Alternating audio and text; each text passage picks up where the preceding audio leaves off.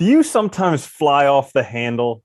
Do you let your emotions get the better of you? Well, you're in luck because today we're going to be talking about how to be rational.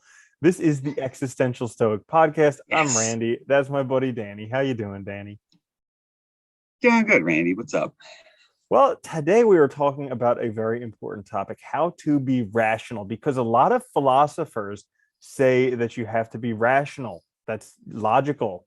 You have to use Yeah, reason. That's the only important a thing. lot of them Nothing say, else is important. yeah, So we're going to discover what's going on with pretty that. much in the Western tradition, they say that for like 1800 years. I know they've been wrong for so That's it, long. right? I But know. It's would funny. you consider Well, yourself a rational person? I think I try to be, Mhm.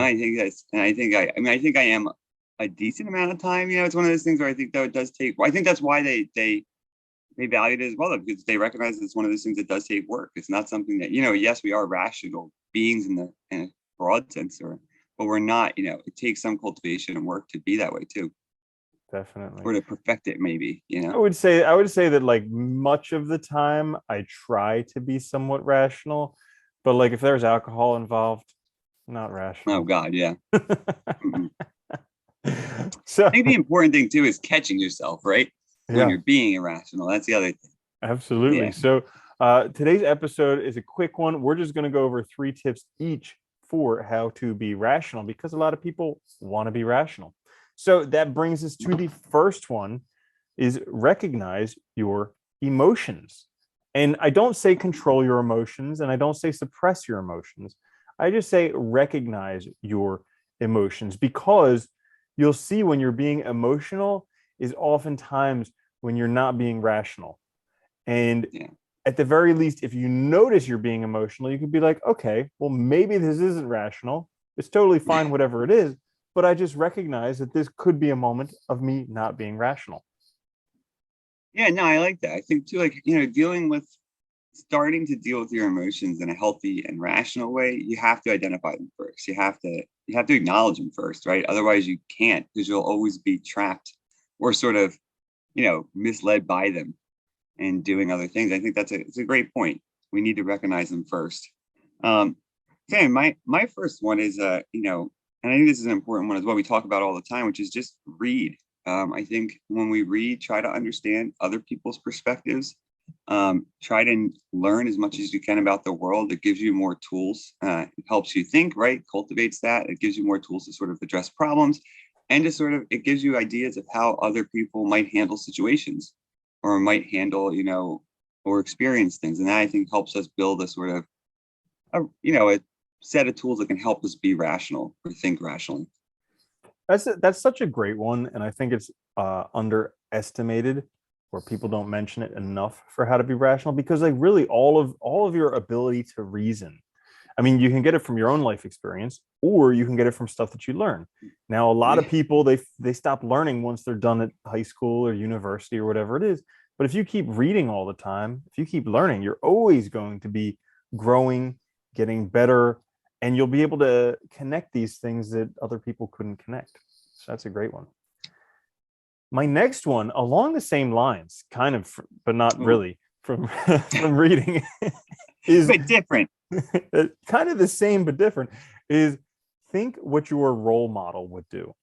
So, like, I Ooh, say this because there are people I look up to people who other people think are very smart because chances are if a lot of people think they're smart, then they probably are. Like yeah, Charlie I got Munger, a good chance. like Warren Buffett's business partner, Charlie Munger. Uh, People think he's very smart because he has very good mental models. And like one of his basic premises is don't be stupid. Like he's not saying like be smart. He's just being saying don't be stupid, which makes a lot more sense Yeah, because we kind of know it's stupid, but it's hard to be smart.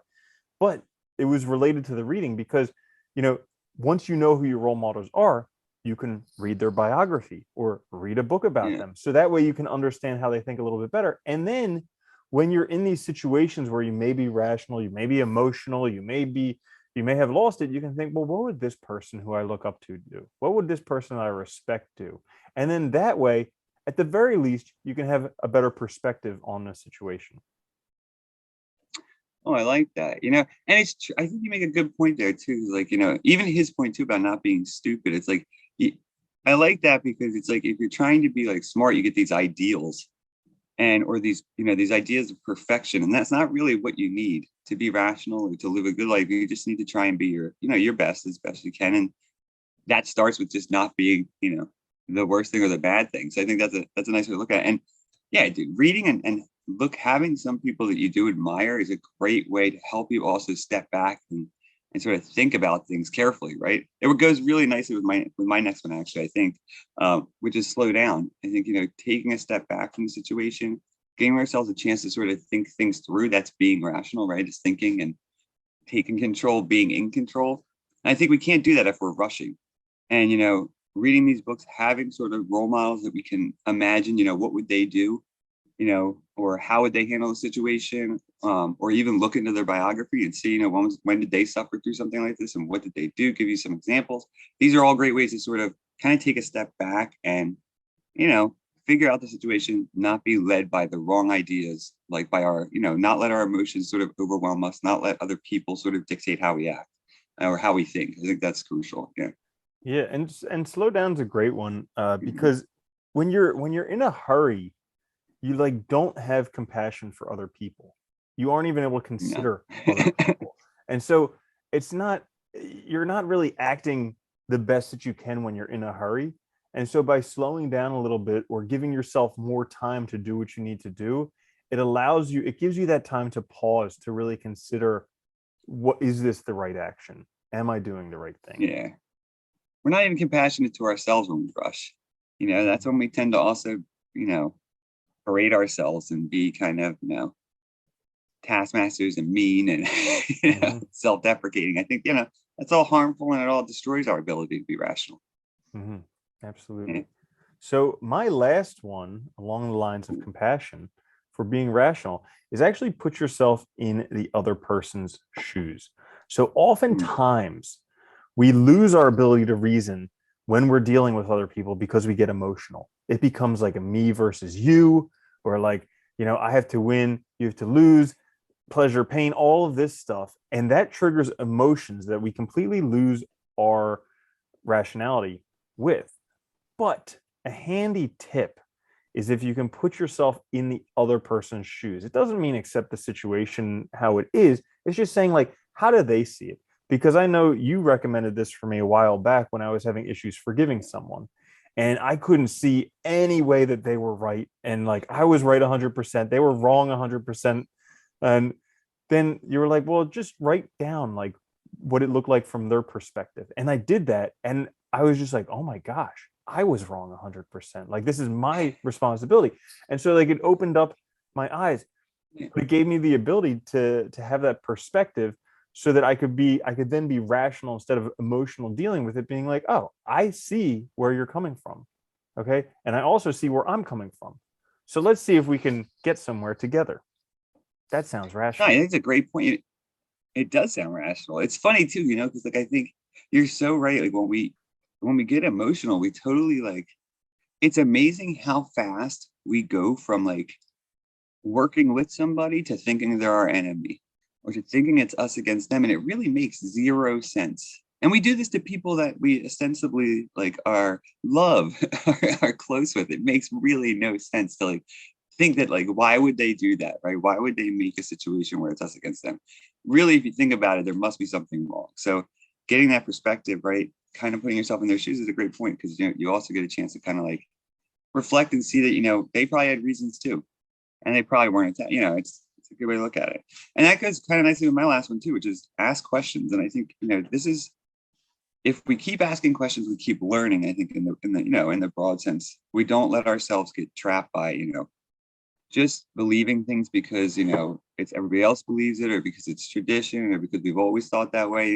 It keeps us sort of thinking in new ways, which is important, but also asking difficult questions like you're saying. When we're struggling with emotions, when we're struggling with like problems in our lives, asking difficult questions about like, well, what's my responsibility, what part do I play, did they really are they really attacking me? I think that's a huge part of being rational. And even asking questions like, why am I being irrational right now? why am I getting all wrapped up in this? Why am I letting this Yeah. disturb my peace of mind? Because I guarantee when you find the answer to that, that's going to open up a whole bunch of answers Oh for you, God, yeah. because now you'll be able to see this thing that gets triggered every time you experience it. And just to add like kind of one last half thing, I think too, is that like, to be rational too, I think to be more rational, you just have to keep working on it too. Because it's not, and these are things that you have to remind yourself literally all the time. I have to do it constantly because I catch myself still doing it all the time and it's still a struggle. So it's like something you have to keep reminding yourself. It's really funny because like I'm at this point now where oftentimes I catch myself when I'm not being rational. And then I get really angry at myself for not being rational. And I don't change not being rational. I'm still irrational, but I'm just Yeah, angry at myself that I'm irrational. It doesn't change anything. So I think the next step is just yeah. kind of accepting it and then seeing if I can change it. Who knows? Yeah, it's a slow progression, right? Mhm. Absolutely. So that is all for Nice. how to be rational on the Existential Stoic podcast. Woo. Guys, we're on YouTube. We're on all the podcast things. It really does help if Yes, you we are. like, subscribe, share, all of that. We will see you coming up midweek with another episode.